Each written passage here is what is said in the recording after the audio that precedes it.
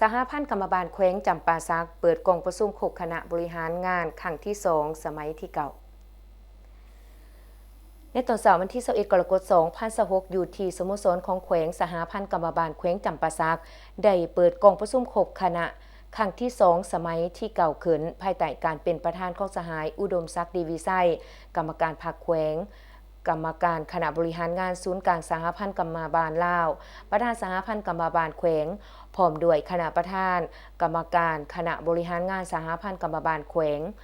การนำนครเก่าเมืองประธานสหพันธ์กรรมบาลแขนงการและประธานกรรมบาลหากทานอ้อมขางแขวงเขาห่วมกองประชุมใดสรุปตีราคาการจัดตั้งปฏิบัติเวียกงานหอบด่านในระยะ1ปีผ่านมาและทิศทางแผนการในตัวหนาผ่านกฎระเบียบของสหพันธ์กรรมบาลลาวสมัยที่เก่า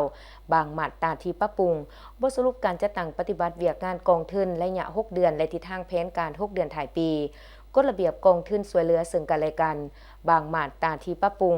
คำแนะนำว่าด้วยการประเมินผลเวียกงานขอแข่งขันหาเป็นเจ้าของสหพันธ์กรรมบาลลาวและผ่านแจ้งการเกี่ยวกับการประเมินผลในหาเป็นเจ้าของสหพันธ์กรรมบาลแขวงจากนั้นผู้แทนเข้าร่วมกองประชุมก็ได้ซุ้มใส่คนคั่วประกอบคำเห็นต่อห่างเอกสารทั้ง6ฉบับผ่านจากการประกอบคำเห็นเพื่อรับประกันด่านเนื้อในให้ครบถ้วนถูกต้องกับสภาพความเป็นจริงกองประชุมได้มีความเป็นเอกภาพกันในด่านหลักการและรับรองเอาบทสรุปตีราคาการจัดตั้งปฏิบัติเวียกงานกรรมบาล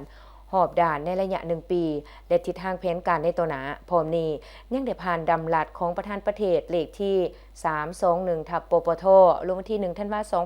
2025ว่าด้วยการประดับเหรียญการละนึก50ปีวันสถาปนาสาธารณรัฐประชาธิปไตยประชาชนลาวให้แก่พนักงานราชการทั้งประจำการและพนักงานบำนาญนักธุรกิจผู้ประกอบการภายในแขวงจำปาสักรวมทั้งหมด